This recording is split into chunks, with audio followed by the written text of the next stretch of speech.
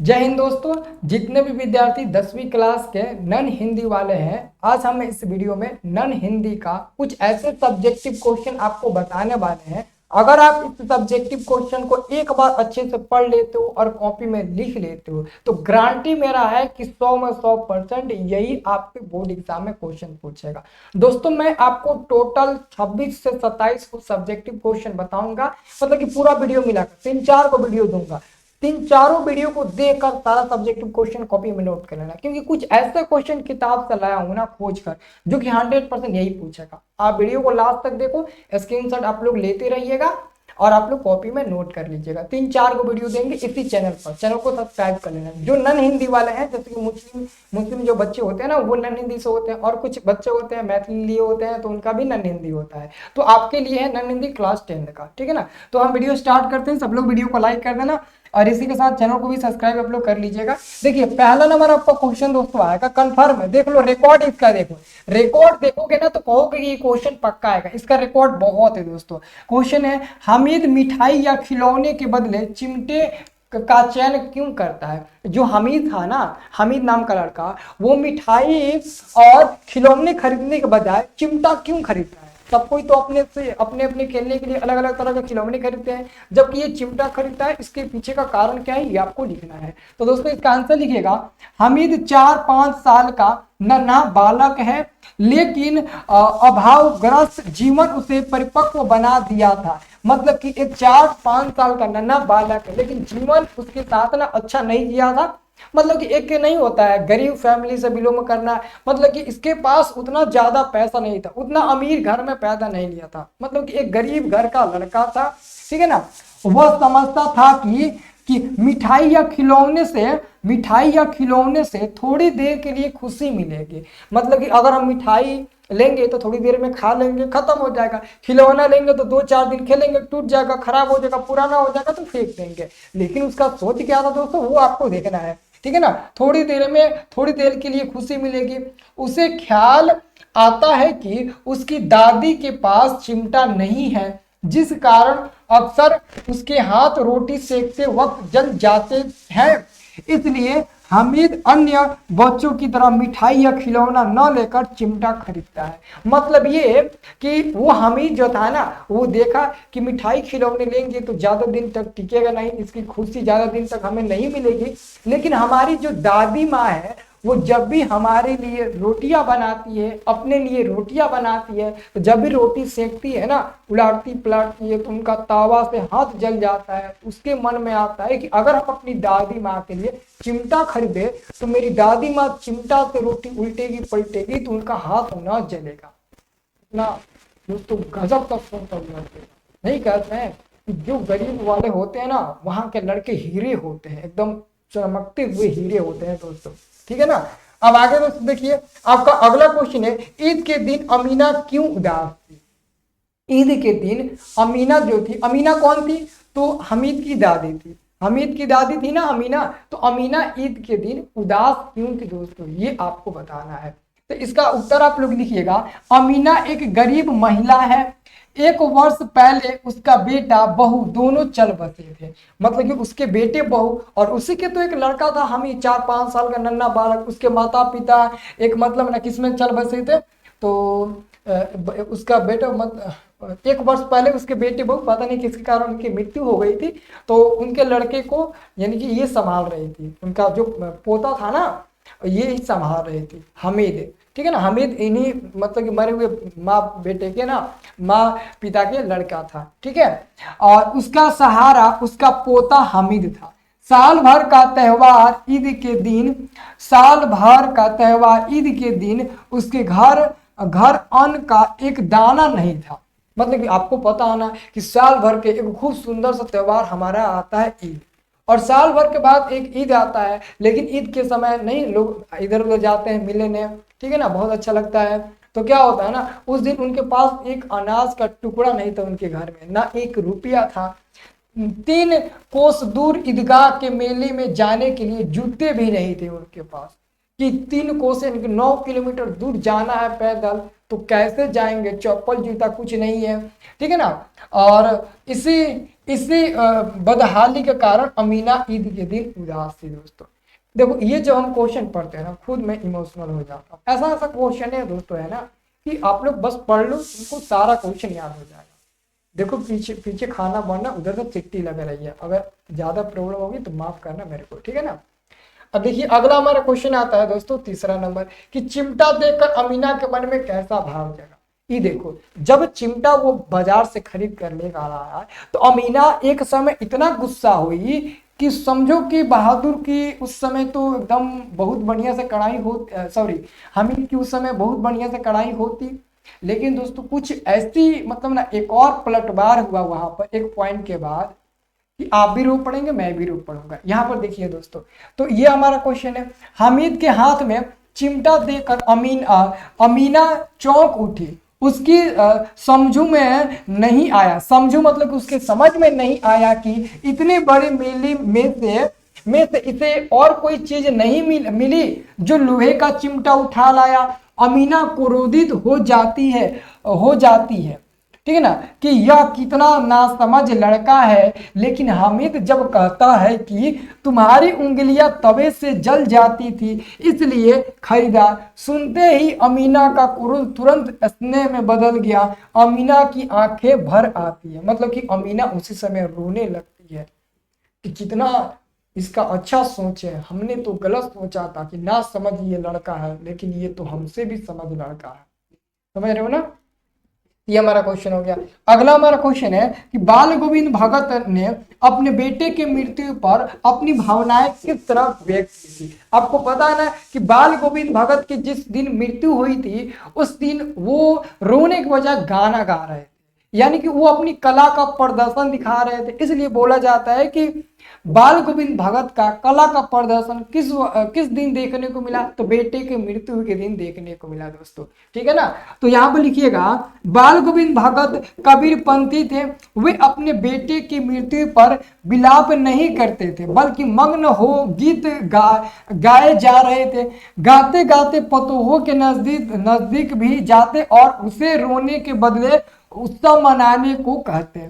उनका कहना था कि आत्मा परमात्मा के पास चली गई, विरहित अपने प्रेमी से जा मिली, भला इसे बढ़कर आनंद की कौन बात।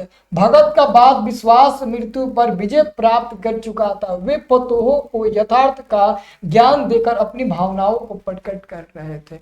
मतलब कि दोस्तों वो जो थे ना बाल गोविंद भगत, वो कबीर पंथी थे, मतलब कि कबीर के भक्त थे और उनसे पूरा ज्ञान लिए हुए थे कि जो इंसान की मृत्यु एक बार हो जाती है, रोने गाने से क्या होगा, ज्यादा रोइएगा आप भी बीमार पड़िएगा। तो यही है कि उनका प्राण मतलब ना, जैसे नहीं होता किसी का मृत्यु आपके बस में बात नहीं है, भगवान जब चाहे आपकी मृत्यु ले सकते हैं, उन्हीं के हाथ में, ऊपर वाले के हाथ में। तो क्या हुआ, तो वो कहते थे कि हमारे बेटे का मृत्यु हुआ, वो भगवान का देन था कि भगवान ने हमारे बेटे का प्राण ले लिया। मतलब कि उनका चाहत था कि हमारे बेटे का प्राण उनको लेना है, तो उन्होंने ले लिया, कोई दिक्कत नहीं है। तो इसमें रोने गाने की जरूरत नहीं है, आप अपनी उत्साह मनाइए, खुशी खुशी उत्साह मनाइए, ठीक है ना। क्योंकि आज न तो कल इंसान को यहाँ से जाना ही पड़ेगा। खाली हाथ आए थे और खाली हाथ जाओगे। ऐसे तुम लोग, बहुत ऐसे लोग हैं ना जो अकड़ते हैं ना ऐसे मुट्ठी बांध कर, तो ये दोस्तों अकड़ आपको ज्यादा दिन तक टिकने वाली नहीं है दोस्तों, ठीक है ना। ये खुला ही का खुला आया था, खुला ही का खुला जाएगा दोस्तों, ठीक है ना। सब लोग यार वीडियो को लाइक करो, तुम लोग लाइक नहीं करते हो। अब देखो अगला क्वेश्चन हमारा है 5 नंबर, पुत्र वधु द्वारा पुत्र की मुखगिन दिलवाना भगत के व्यक्तित्व की किस विशेषता को दर्शाता है दोस्तों। तो इसका आंसर लिखिए, बाल गोविंद भगत एक गृहस्थ सन्यासी थे। वे एक सच्चे कबीरपंथी थे जो राग मोह से ऊपर थे। बेटे के मृत्यु पर विलाप नहीं करते बल्कि पतोहों से उत्सव मनाने को कहते थे। पुत्र वधु द्वारा पुत्र की मुखियागिन दिलवाना भगत के व्यक्तित्व की निर्लिप्तता का परिचायक है। यह कार्य भगत के व्यक्तित्व की सच्चाई और महानता को दर्शाता है दोस्तों, ठीक है ना। अगला हमारा क्वेश्चन आता है कि हुंडरू का झरना को कैसे बना। ये देखो क्वेश्चन, वाह रे क्वेश्चन वाह। समझो कि हर बार क्वेश्चन में पूछते ही है, हर बार, यकीन नहीं है ना, देख लो। इधर 15 17 मतलब 16 में नहीं पूछा, 18, 19, 20, 22 खूब पूछता। अभी आगे पूछा है 23, 24 में पूछा है, लेकिन वो शो नहीं अभी करा है। कितना जगह दोस्तों मैं खाली करूं, हर बार पूछता है, तो इसको नोट कर लीजिएगा आप लोग, ठीक है ना। देखिएगा, स्वर्ण रेखा नदी जहां पहाड़ को पार करने की चेष्टा में पहाड़ पर चढ़ती है, वहां पानी की कई धाराएं हो जाती है, और जब सबकी सब धाराएं एक होकर पहाड़ से नीचे गिरती है तो एक विचित्र दृश्य दिखाई देता है, मतलब ये दिखलाई देता है। यही हुंडरू का झरना है। इसकी ऊंचाई 243 फुट है। पूछता है कि हुंडरू का हुंडरू का झरना है, उसकी ऊंचाई कितना है, तो 243 फुट, ठीक है ना। उजला पानी ऐसा प्रतीत होता है कि पानी के चक्कर में और भंवर में पिसकर पत्थर का सफेद चूर्ण गिर रहा है, ठीक है ना। अगला क्वेश्चन है कि गांव के किसान सिरचन को क्या समझते थे। गांव के किसान जो थे ना, वो सिरचन को क्या समझते थे। देखिए, सिरचन एक कुशल कारीगर था। एक समय था कि लोग उसकी कारीगरी के कायल थे, मतलब कि उसके दीवाने थे, लेकिन खेती बाड़ी में उसका मन नहीं लगता। दूसरे मजदूर खेत पहुंचकर 1/3 काम कर चुके हैं, तब सिरचन पगडंडी पर तौल कर पांव रखता हुआ धीरे धीरे पहुंचता है। इसलिए गांव के किसान सिरचन को बेकार ही नहीं बेगार समझते हैं। बेकार से भी मतलब ना ज्यादा बेकार होता है, ठीक है ना।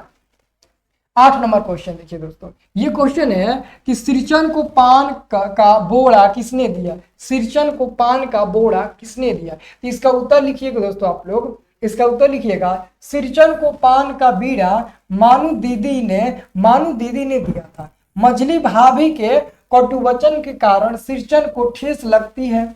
इसी चोट को कम करने के लिए मानू दीदी पान का बीड़ा देते हुए बोली कि काम काज का घर है, 5 तरह के लोग 5 की किस्म की बातें करेंगे, तुम किसी की बात पर ध्यान मत दो। ओके, ठीक है ना।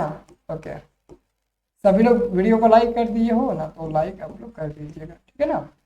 चलिए, अब मैं आपको अगला क्वेश्चन बताने वाला हूँ। अगला क्वेश्चन है दोस्तों कि सिरचन किस तरह की कारीगरी करता था। तो सिरचन जाति का कारीगर था। एक एक मोती और पटीर को हाथ में लेकर बड़े जतन से उसकी कूंची बनाता था। कूंची समझते हो ना भाई, बहारे वाला कूंची भोजपुरी में नहीं कहते हो। भोजपुरी में आप लोग समझते मोती कतरा, पटेर समझते होंगे। पटेर से लोग मड़ई बना लेते हैं, पटेर काटते हैं लावना के लिए, ये सब आप लोग जानते होंगे। अगर देहात को नहीं जानते हो गलत बात है, आप सब जानते हो, ठीक है ना। तो वो सब काट कर उसकी एक एक कूंची बनाया करता था।